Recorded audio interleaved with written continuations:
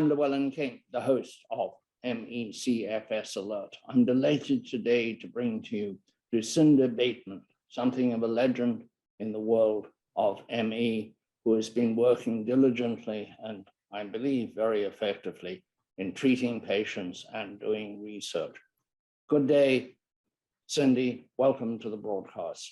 Good morning. Thank you so much for inviting me. It's a great pleasure to have you. I meant to do so a long time ago.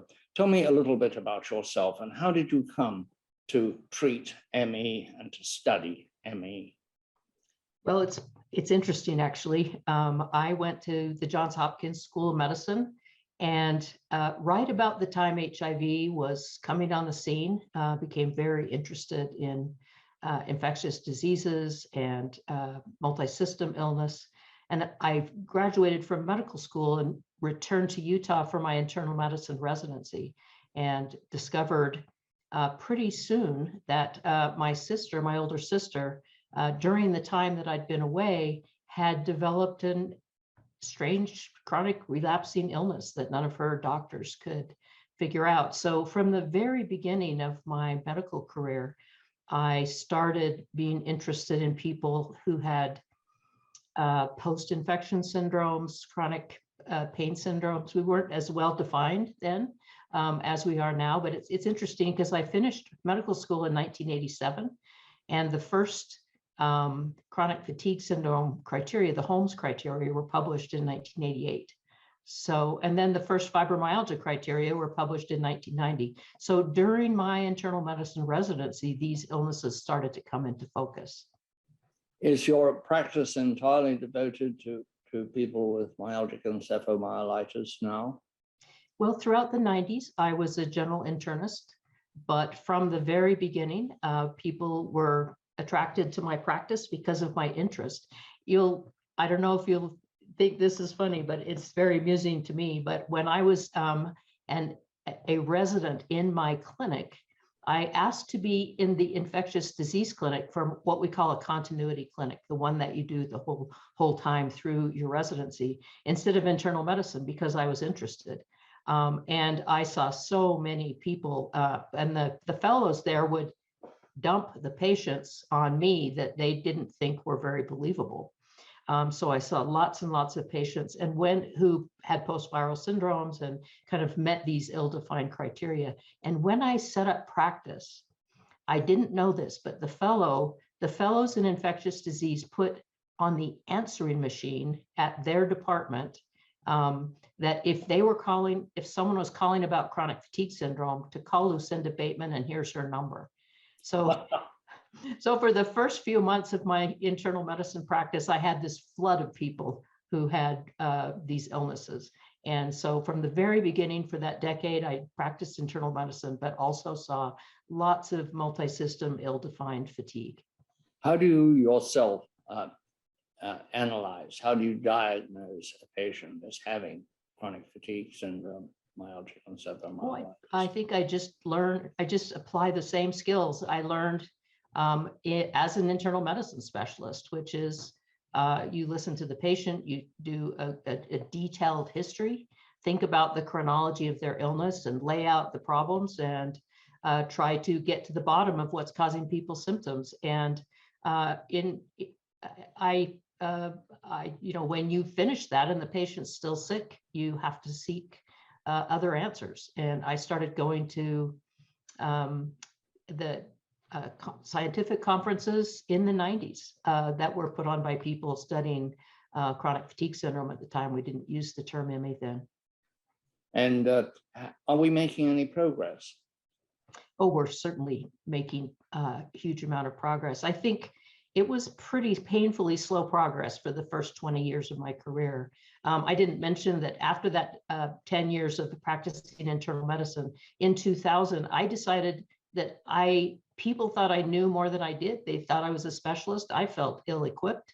So I changed my practice to what I called a chronic fatigue clinic, or the fatigue consultation clinic. So I did in 2000 put my focus completely on patients who presented with chronic fatiguing illnesses, and gradually got more and more involved outside of my own outside my own practice and my own state until I, began to collaborate with MECFS clinicians in the whole country. And it was slow, painfully slow for the first 20 years, but it's picked up speed for sure. And give us some idea of what is picked up and why people should be hopeful. Well, I think there was a time of critical mass when the patient advocacy community had joined and had a strong voice, when the chronic fatigue, the CFS advisory committee to DHHS finally had a voice, when the Institute of Medicine committee was formed to review the evidence. And there was just this combination of forces that happened. And the NIH is in a completely different place now. I think we have strong advocates and people understanding the science and the illness and helping us move this forward. Are you overwhelmed with patients? There are very few clinicians that know what ME is, or CFS, whatever we're calling it today. Yes, know what it is, let alone treat it. Are you overwhelmed? Oh, we're completely overwhelmed. I mean, it's one of the most painful parts of my practice is not being able to see more patients. But one of the reasons we can do a good job in managing patients is we don't shuffle people through too quickly, right?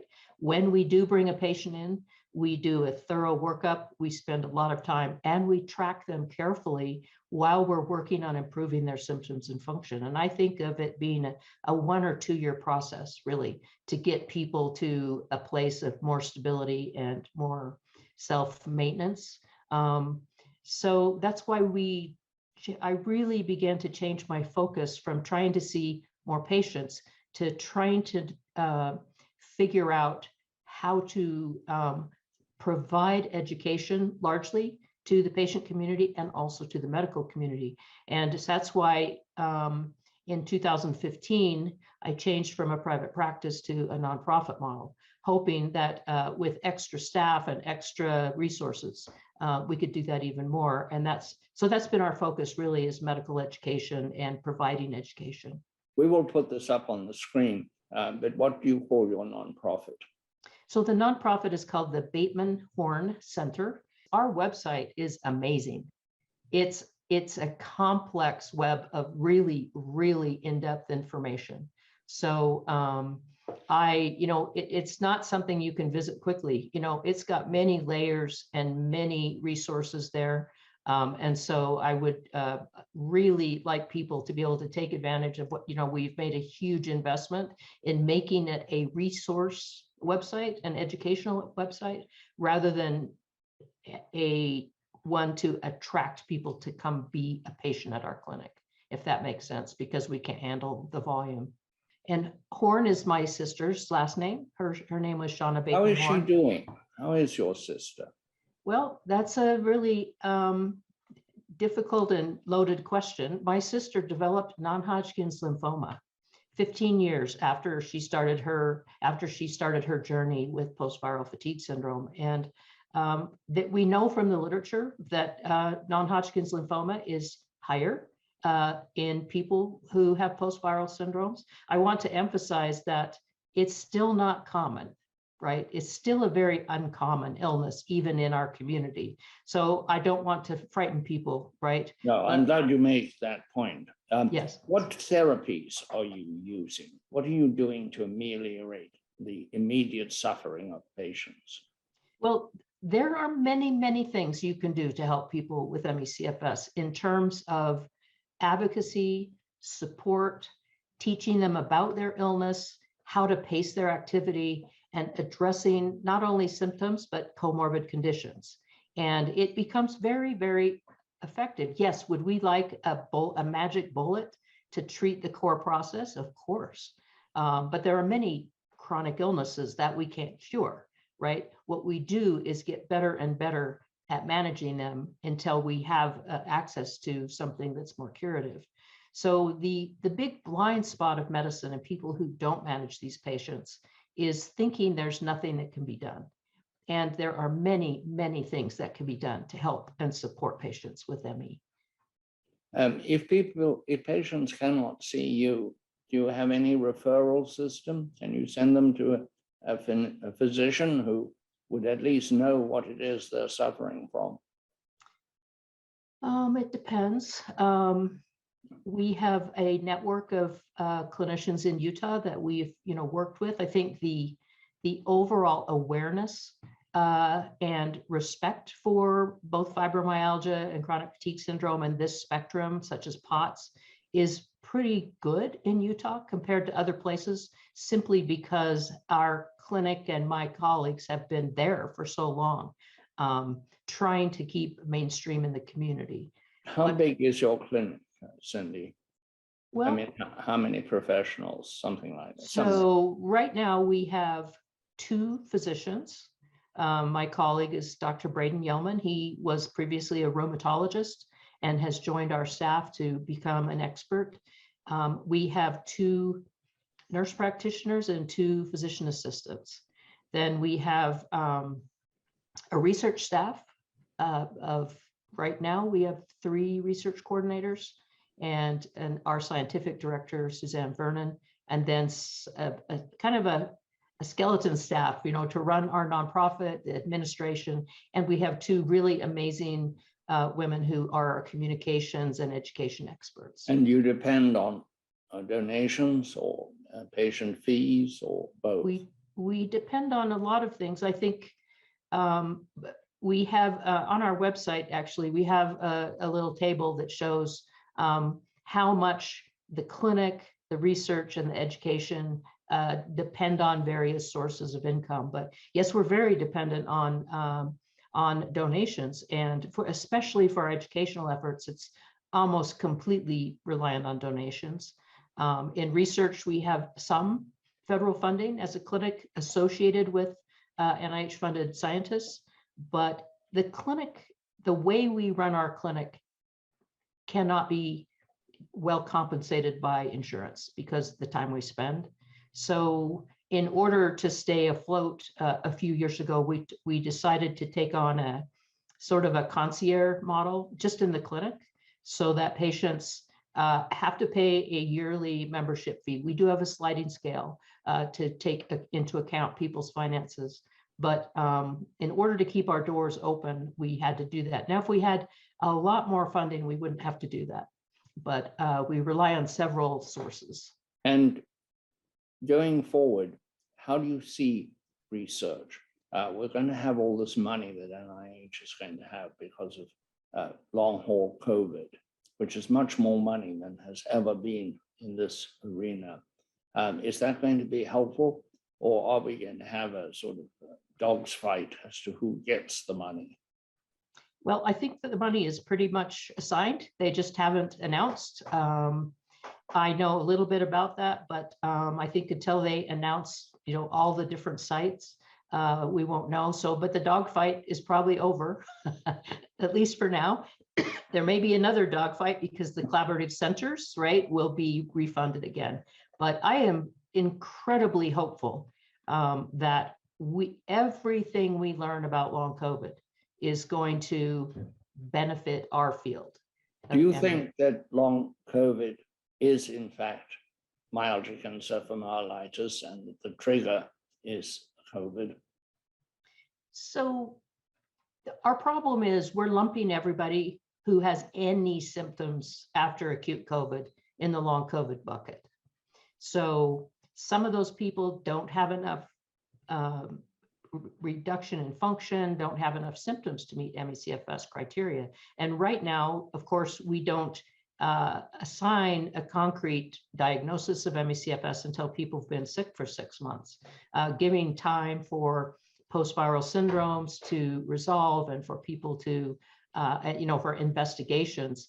And you can make a working diagnosis immediately if people meet criteria. But I can tell you many people who fall in the long COVID bucket meet ME/CFS criteria. So they have ME/CFS. And every ME/CFS clinician I've talked to, even those seeing ME/CFS who aren't necessarily part of our tight network, recognize that many people with long COVID meet these criteria. which is a pretty shocking thing because it's a huge addition to the cohort, to the patient community. I'm pretty convinced it will double the numbers of people who meet criteria in the US anyway. And Cindy, what would you like to say to the community? Supposing I am somebody, thank goodness I am not, who has ME, what would you say about the state of research, about maintaining hope and maintaining yourself?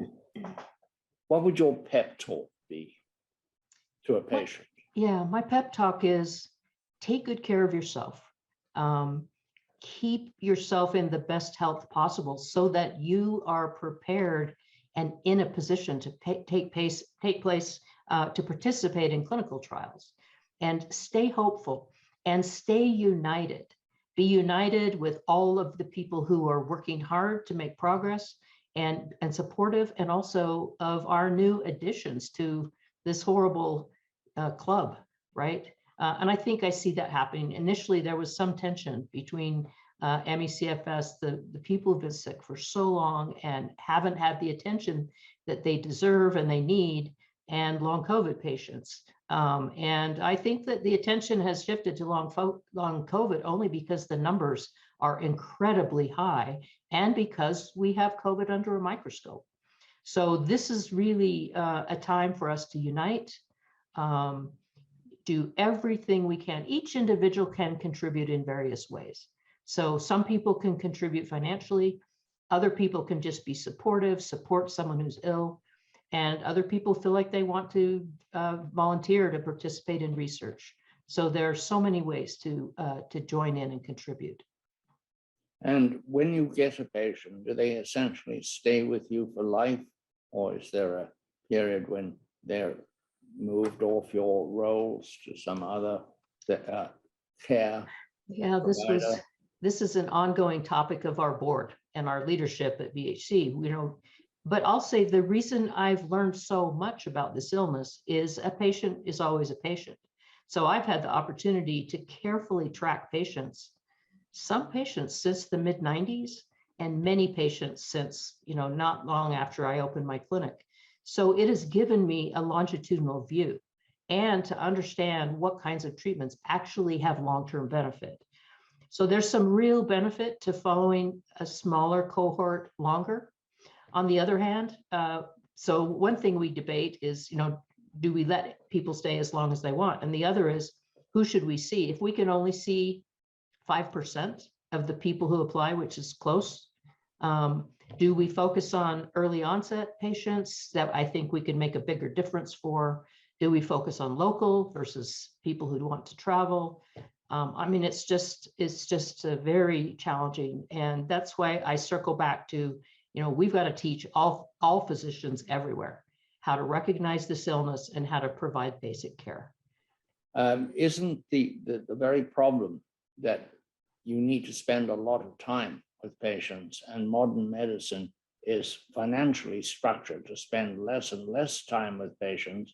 Even the introduction of telemedicine, which may work for some things, it removes that human exchange of views, but also exchange of feelings that is part of healing. Right.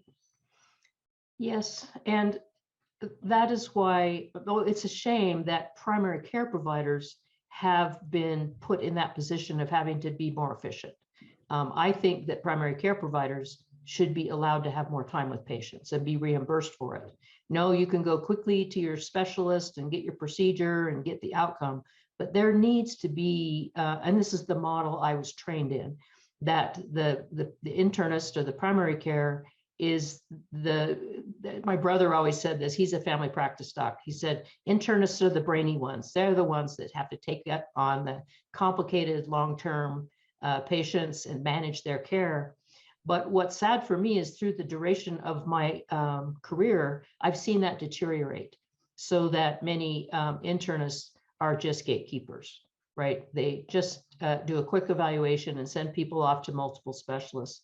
We're encountering this already in long COVID, and I understand it's the system, right? But the University of Utah has finally started a long COVID clinic. They are just passionate. They really want to help meet the need. But what they're doing is triaging, right? And sending people to appropriate specialists, which is good. But it remains to be seen if they have the capacity to really track and follow and coordinate those patients instead of having their care really diffused and spread out. In research, we have a sort of dichotomy, whether you spread the money and the talent, and never forget the talent, over many places, or whether you concentrate it, because you don't know whether eureka moment is going to be, somebody is going to discover something that is transformative, that is seminal. Right. Do you think that we should be a greater concentration on research, or do you think the way it's going is probably optimum to get a good result? I've always thought we needed to involve more researchers at more institutions and have more money. So I think at this stage, my own opinion is it should be broadened until there is more broad awareness of this illness. Having it funneled to very few researchers has kept us in a cave, right? In a place where we're not cross-pollinating. That's why when we first opened BHC, we enrolled a patient pool and this is what this was Dr. Vernon's brilliant idea.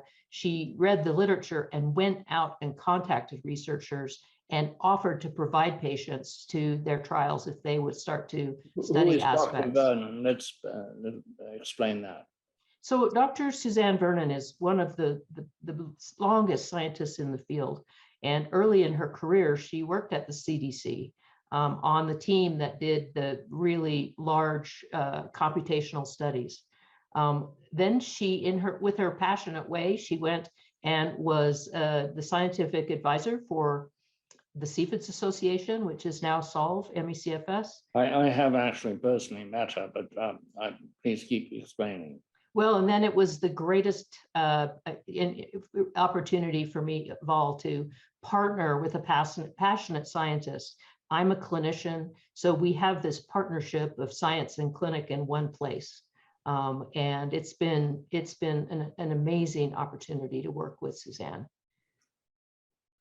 It's been a great honor and pleasure to talk to you, Cindy.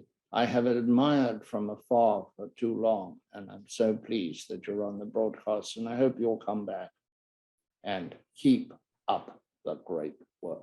Thank you so much, and I think I can say that on behalf of a lot of suffering people. Thank you. Thank you. It's an honor. It's an honor for me to be involved, and thank you for the invitation.